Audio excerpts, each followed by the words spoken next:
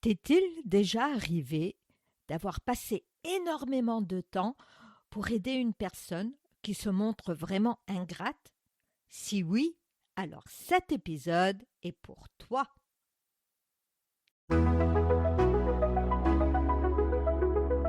J'étais heureuse, puis je me suis mariée et tout a changé. Bienvenue sur mon podcast Briser les chaînes. Ce podcast est pour vous si vous êtes chrétienne et malgré cela malheureuse. Vous n'avez plus de joie. Vous voulez retrouver cette joie. As-tu déjà eu l'impression d'être un puits sans fond pour les autres? Tu donnes de ton temps, tu anticipes les besoins, tu portes les fardeaux de ton entourage. Et pourtant, en face, c'est le silence. Ou pire, c'est une nouvelle exigence. Comme si tout ce que tu as fait était normal, un dû, voire jamais assez bien. Et petit à petit, ta joie s'évapore. Tu te sens invisible, épuisé, et une question tourne en boucle dans ta tête. Pourquoi est-ce que je continue? Aujourd'hui, nous allons briser la chaîne de l'ingratitude. Nous allons voir comment Jésus lui-même a fait face à un taux d'ingratitude de 90% et comment il a pourtant gardé sa paix et sa mission intactes. On va apprendre ensemble à changer de regard, passer de la plainte qui nous enchaîne à l'observation qui nous libère. Parce que la joie est trop précieuse pour dépendre du merci de quelqu'un qui a le cœur fermé. Alors, nous allons nous baser sur un passage dans Luc 17, versets 11 à 19. Je lis. Jésus, se rendant à Jérusalem, passait entre la Samarie et la Galilée. Comme il entrait dans un village, 10 lépreux vinrent à sa rencontre. Se tenant à distance, ils élevèrent la voix et dirent « Jésus, Maître, aie pitié de nous !» Dès qu'il les eut vus, il leur dit « Allez vous montrer au sacrificateur. » Et pendant qu'ils y allaient, il arriva qu'ils furent guéris. L'un d'eux, se voyant guéri, revint sur ses pas, glorifiant Dieu à haute voix. Il tomba sur sa face aux pieds de Jésus et lui rendit grâce. C'était un Samaritain. Jésus, prenant la parole, dit « Les 10 n'ont-ils pas été guéris? Et les 9 autres, où sont-ils? Ne s'est-il trouvé que cet étranger pour revenir et donner gloire à Dieu? » Puis il lui dit « Lève-toi, va, ta foi t'a sauvé. » Les lépreux à l'époque étaient, selon la loi, obligés de vivre en marge de la société. Ils étaient exclus. La lèpre était une maladie dégénérative, très handicapante, sans espoir de guérison. Alors, ces lépreux, ils souffrent, sont désespérés. Ils bravent les interdits et accourent vers Jésus, le suppliant d'avoir pitié d'eux. As-tu remarqué que souvent, la personne exigeante avec les autres n'est pas heureuse, a un grand vide au fond d'elle-même? Elle réclame ton attention, ton aide, comme si sa vie en dépendait. Elle espère que cela comblera son vide et qu'elle trouvera la joie. Mais c'est un puits sans fond. Tu vas juste t'épuiser. Alors, je vous avoue que j'ai choisi ce thème cette semaine car j'avais besoin d'approfondir ce sujet pour moi, en ce moment. Récemment, j'ai aidé bénévolement une amie âgée, Madame X. Elle était hospitalisée et n'ayant pas de famille qui pouvait aménager sa maison pour son retour, je me suis proposée. Mais elle en veut toujours plus. J'ai pris du retard dans mon travail pour l'aider. Elle n'est pas contente car tout est changé chez elle. Mais oui, il fallait faire la place pour un lit dans sa cuisine. Elle n'est pas reconnaissante pour toutes les heures passées pour l'aider. Mais bien sûr, elle veut que je continue à l'aider, m'appelant plusieurs fois par jour, même quand je suis en réunion. Je suis épuisée. Elle est exigeante car son réservoir émotionnel est non seulement vide, mais percé. Une seule personne peut la combler, et ce n'est pas moi, c'est le Seigneur Jésus. J'ai de la patience avec elle, car je vois le vide qu'elle a, et je désire qu'elle laisse le Seigneur le remplir. Je n'attends plus de remerciements de sa part, mais je sais que Dieu est au courant et me le rendra. J'ai lutté avec cette ingratitude, mais maintenant, je n'attends plus de remerciements de sa part. Je sais que Dieu est au courant et me le rendra.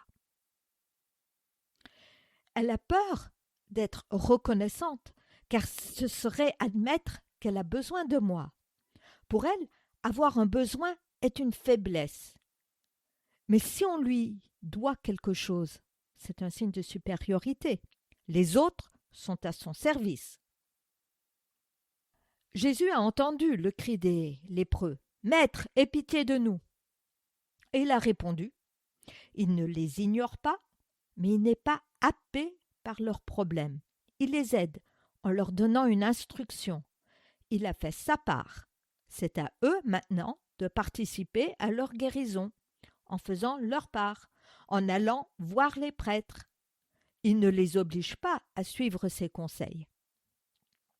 Jésus a rendu service tout en restant maître de son emploi du temps et de sa mission. Faisons de même. Ces lépreux représentent un échantillon représentatif de l'humanité. Tous ont suivi le conseil de Jésus.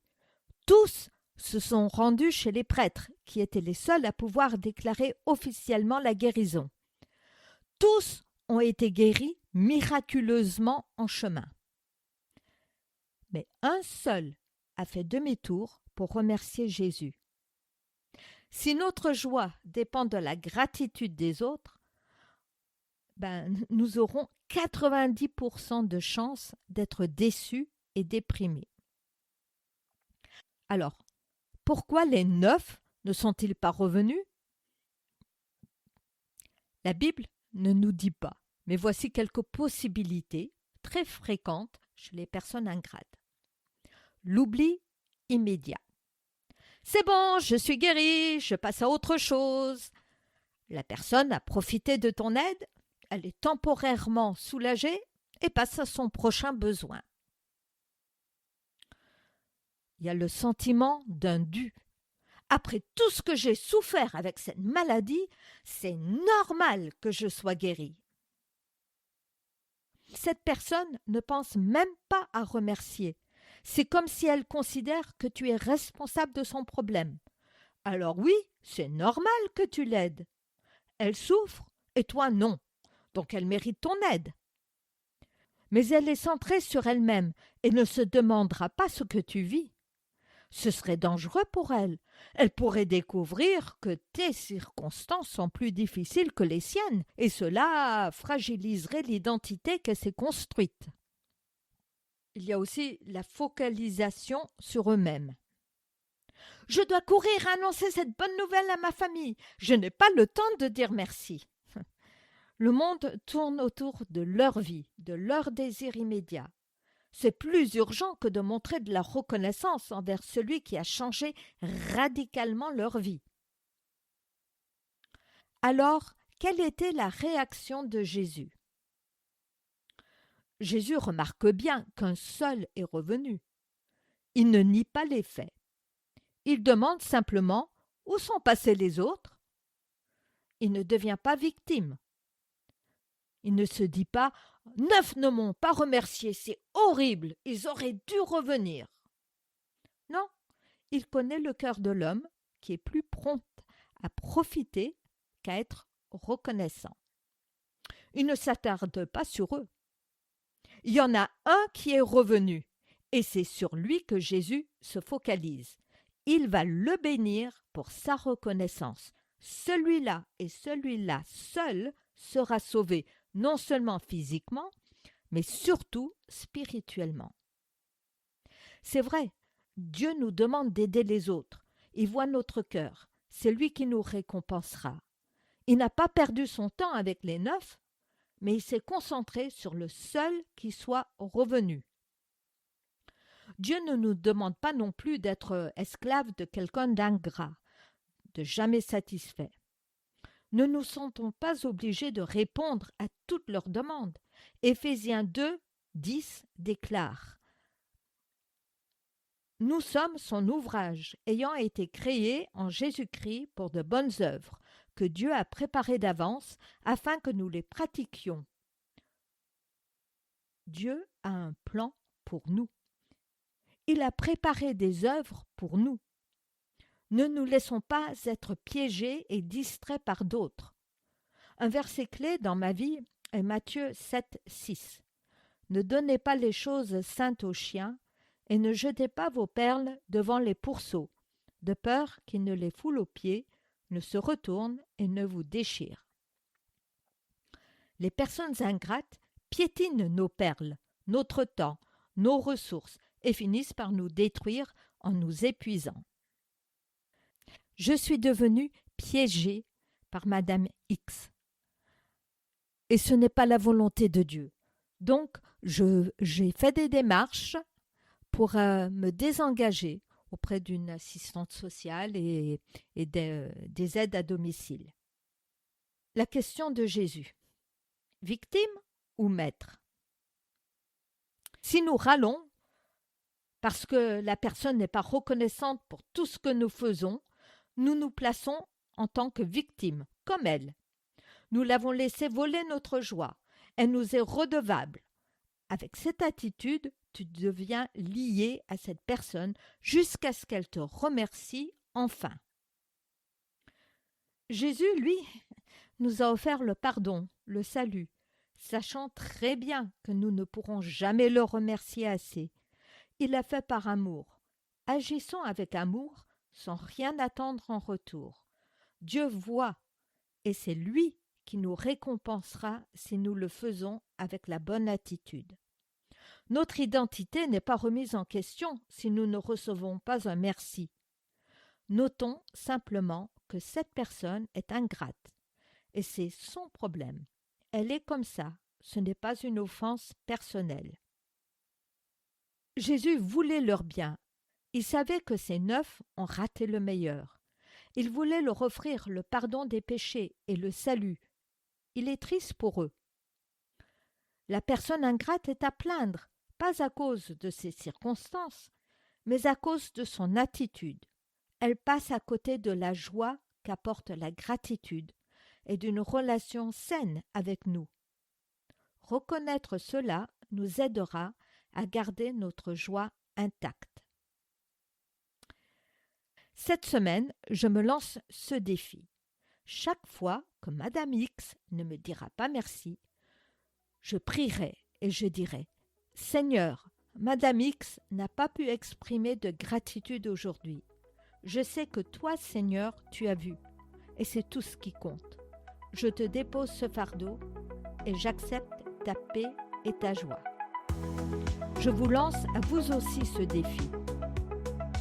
Si cet épisode vous a aidé, encouragé, laissez-moi un petit message. Cela m'encourage lorsqu'on me dit que l'épisode a été une bénédiction. À la semaine prochaine!